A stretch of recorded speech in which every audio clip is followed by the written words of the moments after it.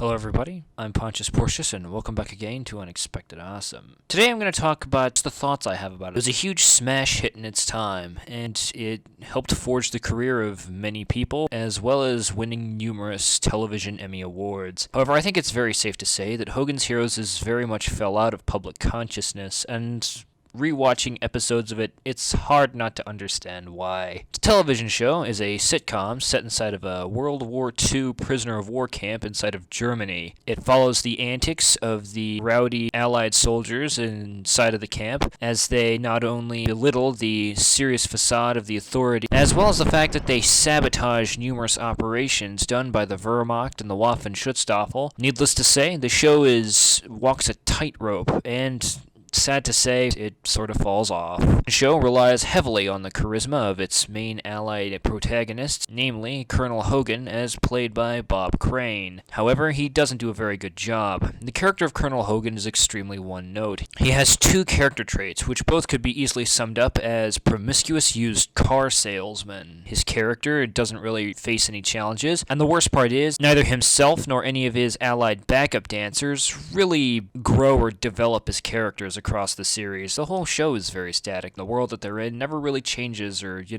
develops.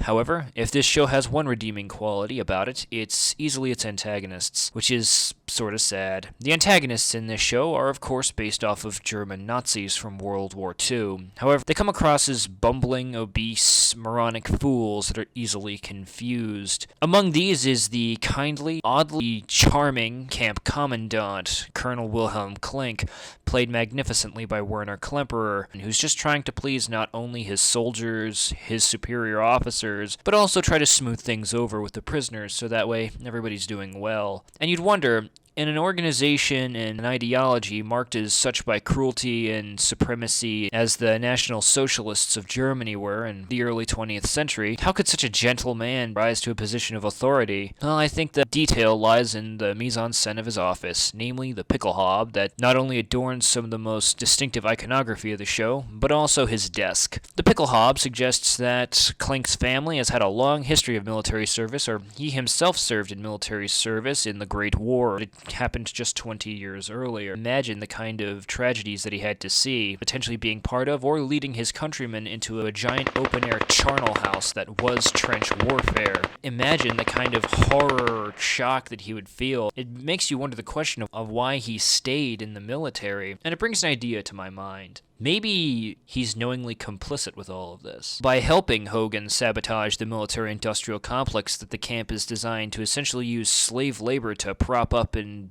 reinforce. Maybe Clank himself is cleverly maneuvering Hogan into victory and success, hoping to bring about the end of the war that he gets as chewed out by his own bosses as he ever is faced by the prisoners themselves. In point of fact, throughout the series, it's a running gag that he's threatened to be sent off to the Western Front, something that chills his spine and causes him to wet his pants in fear of, because he faced World War I.